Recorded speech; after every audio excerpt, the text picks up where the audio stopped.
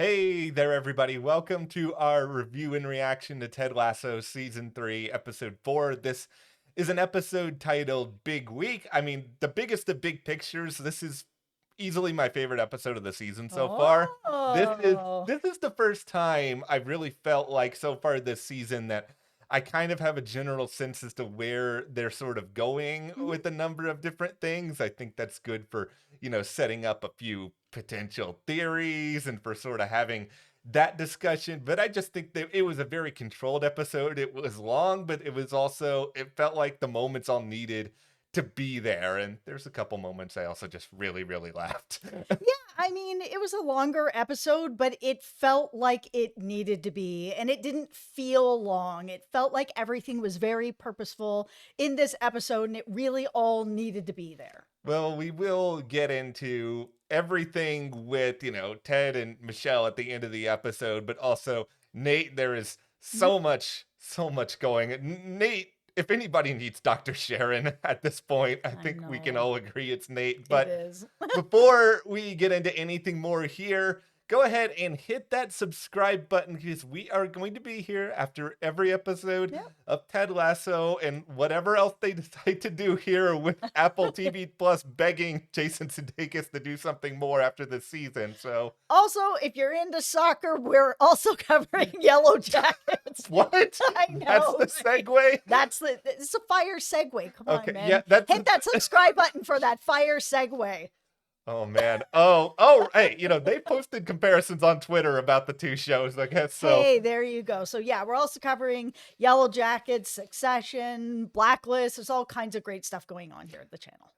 Okay, like we'll do the thing here where we'll start at the end of the episode because this is a okay. I think this is the storyline that I think there's going to be the most divided opinions on. Like, Mm-hmm. I will start by just sort of saying that Michelle Lasso has never really been my favorite character on the show. She's somebody she's sort of fluttered in and out, and I've kind of felt like her purpose is really just sort of to be sort of a reflection of where Ted is in his life and how he's sort of dealing with, his divorce and losing this life that he had and trying to find a way to move forward. And I think she was really essential in the first season, especially when she actually, came to London and saw Ted with Henry. But since then, it's become, I think, more and more of a struggle. And then that brings us to everything this season with Dr. Jacob. All right, everybody put on your hard hats because we're Yeah, going yeah, to be yeah. having a pretty difficult discussion here about Michelle Lasso. They've this character has been done pretty dirty. And I mean, I say that as she's a character that nobody really knows. She's not really even a supporting character. She's barely in this show. So all of us as viewers, we don't really know her. All we really know about her at the beginning was just that she was Ted's wife. They were separated, they were having trouble, and then they were moving forward with getting divorced. That's really all we knew. And then I know that we needed some sort of a catalyst to get Ted to where he was at the end of this episode, where he had this really powerful talk with her, where he had all this anger building up inside him. He was so angry about Dr. Jacobs. He's so angry about everything that was going on with Nate, all this pressure that was just piling up on him that even Rebecca could see, that was just in the hallway being like, Yeah. fun, fun, fun. I was just like, oh, okay. Yeah. Everybody knows that Ted is just not doing that well. But the problem is that they took the Michelle characters just so far to the side where it was like, okay, now she's dating their therapist.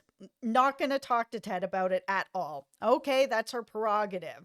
But once it starts to get more serious, then like you're not even going to be like, I'm dating somebody, not even get into the fact that you're dating the therapist, which is going to be seen as a betrayal. I mean, like, this man was there to help these two reconcile their marriage. The minute that after that didn't work out, and Dr. Jacobs came to her and was like, hey, you want to go on a date? The answer is no. There's they have a kid together. So it makes it so messy that I'm not sure why the Michelle character be like, yeah, that's a mess that I really need. I need to have Dr. Jacobs here on Christmas with Ted with our kid. Like there's billions of people in the world. She could have landed on any beach. But this is where she ended up, right? But then you add in sort of on top of it that she's introducing him to their kid and hasn't spoken to Ted about that either. He's the dad, like this is a really big step to do without speaking to the co-parent. It's not like these two are absent from, each other's lives and the kid is sort of the only connection. They have more of a co-parenting relationship. Yes, he's out in another country, but it doesn't mean he doesn't have the right to know that stuff. And then this guy's answering their phone, like he's seemingly so involved, and Michelle's just taken like, she's hit the curve over and over again, like sort of making it worse and worse and, sort of more betrayal, more and more and more, that like it didn't need to be quite that bad for Ted to get to that point. That we have this conversation and then she says nothing. And I'm not saying like she needs to validate him to be like, hey, you finally came to me and talked to me about something that's upsetting you. That's all I've really wanted from this relationship. I want to have more communication, validation. Good for you for telling me. But she owes him, in my opinion, an apology. And you guys can let me know if I'm wrong in the comments. Okay, this is sort of the weird thing, is that this is my favorite episode of the season, and yet at the same time, I think this show has done a lot of things really flawlessly. Like Oh, Ted Lasso is one of my amazing. favorite shows, but the biggest mistake they've made in 3 seasons is having her with the therapist. Like, I think everything else I can sort of get past and reconcile a little bit easier. Not telling your ex that, you're seeing somebody and that person is around your kid. Like, yeah, that's something you need to have that conversation about. But I mean, we've seen, I think, on plenty of shows or in real life situations where these things happen and it's conflict. It's conflict. You can sort of work through it. But just like the therapist part of it, pushes it in just this like weird over the top direction, really to the It's point. just, I don't know. It's so icky. It's just, to me, I'm sort of in a spot now where I'm having to sort of be like, okay, I really don't like that, but I can't fixate on it too much because it's going to take me out of the rest of the show. And that's not really a position that I want to be in as a viewer because it bothers me. Like, I don't mind so much that she didn't say anything after Ted gave his whole speech, but that's mostly just because they haven't done anything with Michelle, and I'm so fixated on Ted at this point that I was sort of like, okay, here is Ted sort of understanding that it's okay to let these feelings out. It's something that I think we can talk about in terms of parallels to earlier on in this episode Hmm. with Nate and Hmm. everything that sort of went on there. It's just it's a mistake that this show made, and it's something that I wish, I don't know, the writers could have come together and just been like, this is a bad idea. We don't need to just like hit the drum of having it be the therapist. It could have been any other person in the world, and I think the rest of the story works just fine. I think if she had said a little bit of something after he had said what he said, given some kind of an explanation or some kind of an apology, for me, it would have made the smile after she got off of the Zoom with him like crystal clear. But because I don't know her really, we haven't spent that much time with her, I don't really know what she's thinking because it seemed like the separation divorce were okay. They were difficult for both of them, but there was still some respectfulness in it. And then in comes the therapist, is not that respectful and not telling Ted about it. It's, not that great. Bringing him around the kid is not no communication on her part either. It was sort of like she gave this smile, and I was like, okay, she's either smiling because she got away with everything and Ted has said his piece and was like, hey, but we're all going to be together, through our child, through grandchildren, like, we're all going to work it out no matter what it looks like. And that her smile could have been like, well, I got everything I wanted then. Or it could have been, which is what I think it is, I'm really happy that Ted finally came to the plate and was like, I have a problem with this. I believe it is the latter. I could be I wrong. believe so too. I think this is the latter, and I think this is, at the end of the day, they've made a mistake in this story, in our opinion, and I think most of the internet's opinion, but I think they want this to be a happy show. It's mostly a happy show in other parts, despite all the occasional setbacks and all the red cards, but I just All the feel red like, yeah, cards. like, I just think that they want to get to some sort of happy outcome here. I don't know exactly what that outcome is going to be. I am sort of the opinion that Ted does not need to have a romantic partner at the end of this season to be happy. I think it's No. more about finding that happiness sort of within himself. Him and Sassy can sort of be fun with each other Mhm. here and there, but like, Ted, everybody apparently knew this other than Ted in this moment, and I think he's just hurting and he's just sort of like throwing out a life vest and hoping that somebody will help save him. But like, this was never going to turn into a full-fledged relationship here. No, and I don't know if there's anybody out there that's really like, oh man, I really wanted to see that turn into a relationship. And if it does, now is just not the time. That it Yeah. can't be. He just found out about Dr. Jacobs, and now he's like, hey, how about you and me, Sassy? It was not the right time, and I'm glad that she kind of called that out to be like, listen, Mhm. it's not gonna happen. Yeah, I'm glad that that sort of just like nipped, cut off now. I know there's people who want Ted and Rebecca. I like them more as friends. I think they had a really great friendly exchange in this episode. Like he clearly cares a lot about him, and I think with the therapist and Michelle, we already have enough complicated, weird. We don't need Ted with his boss that he continues to still call boss. But we did see that Rebecca is still thinking about Sam because Yeah. there was that whole thing with the banter app Oh boy. and whether or not Sam was going to be on there, and he is not going to be on there. Yeah. So, I mean, that gave her a little smile and gave me a smile too. Yeah, well, since we're on the banter thing, well, let's talk just for a minute here about the Keeley story going in the like. This is kind of the direction that I thought they were gonna go with it, where she hires Shandy basically just like her friend, and everybody wants to work with their friends, right? Especially since Shandy views Keeley as this inspiration, but it's just sort of like you don't really do a proper interview here, Keely. You don't really do a lot of like investigating as to what she was. Of course, Or kind of set some yeah, boundaries to be like, whatever your ideas are, I need to like put the stamp on them first. yeah, like this, it was inevitable, but I'm glad that they've gotten to this point in episode 4 and it's not like episode 7 or 8. Like it's Yeah. clear that, Shandy's going to become a problem. She's probably going to try to mess around with Jamie at this point based on what we've seen. That's going to get Yeah, messy. and it was interesting sort of seeing Keely's like thought process through all of that, where, she was asking, is he single? Is he available? Sort of thing. And her kind of going through her head to be like, oh, he was like this, but now he's like this. And, you know, I don't know where that's going to end up sort of landing. And I'm kind of hoping that even though they have both changed, that it's okay that they've changed but moved into different directions. It's not a relationship that I'm interested in seeing them revisit. I don't. Well, okay, let us know in the comments about this too. I don't. I'm hoping that nobody wants to revisit that because there are other more interesting horizons out there. Roy. Yes. Roy. Roy.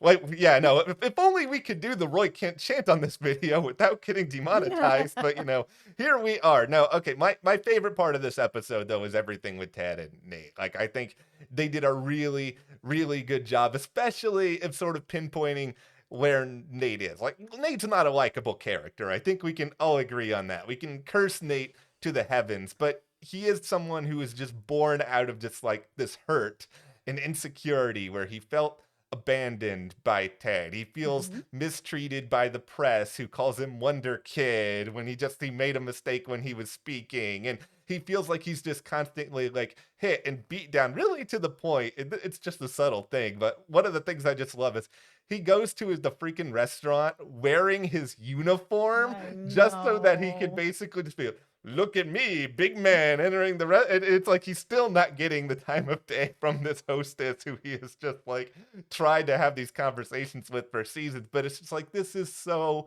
Nate, where he is just so desperate for somebody to tell him how great he is and make him feel special that he just continues to act out, but there's still like this there's still something within him. He's not Rupert, and it's another reminder of that in this episode. He is a wonderful character. He is somebody who obviously everyone's rooting against him right now, Yeah. but he's such a complicated character. I mean, we've seen his relationship with his parents, specifically his dad, and how he feels like he's never good enough. He feels really neglected. He felt that way when we first saw him. I mean, even when Rebecca was like trying to teach him how to be like, make himself big, feel really good Yeah. about yourself, sort of thing. The thing that Nate decided to do for himself is basically spit on himself. Yeah. That's how he feels about himself, and nothing really makes him feel better except being around Ted. That's why that broke him as hard as it did. And it's not anything that obviously Ted didn't do this on purpose. He wasn't trying to like, put the sun on him and then, take it away or anything Yeah. like that. It's just Ted has that for everybody, right? So you gotta share Ted. You can't just have all the Ted. But because of Nate's background, it's just where he ended up. So I think seeing him in this episode where he's starting to like be like, man, I really overreacted with some of this stuff. Like, I still really care about Ted. Ted did make me feel really good about myself. Maybe I went a little overboard, and he really wants to find a way to kind of come back to the light, but he just wasn't able to really get there. His team wins. He kind of gets swept away, and then swept away by Rupert and his, underground bar and his ladies. It's He's being brought down to the dark side. he really it's just it is. But I don't think he's going to go all the way there. No, I don't think I think there's going to be some sort of path for Nate. And I'm not saying it's even full redemption, but I don't think he's going to end like fully becoming Sith Lord alongside No. Rupert, whose office kind of looks like the Death Star in some ways already. But no, I think really okay, it's tinfoil hat time or something. Here's what happened in this episode. Richmond lost because of Ted.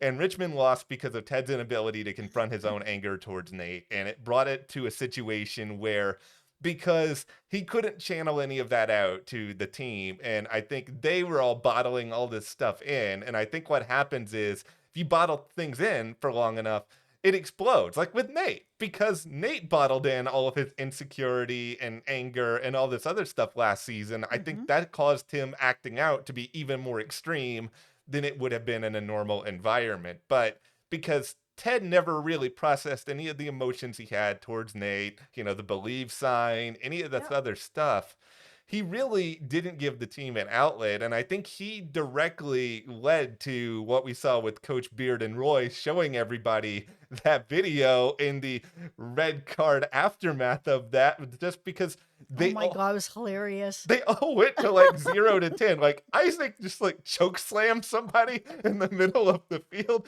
I mean, they did stuff. I think they try to keep things relatively realistic to soccer here and there, but then having like just this turn out to a full-on brawl on the, I was like, okay, this is probably a little over the top, but it's funny. So funny. Yeah, I think all of that was funny, but it is another reminder. Just like, yeah, Ted, if you had actually probably done this differently, I think there would have been controlled chaos in this, where there would have been anger, but it would have been channeled the right way instead of, here's this video we're going to watch in a very brief halftime, and we're just going to send you all now back out onto the field.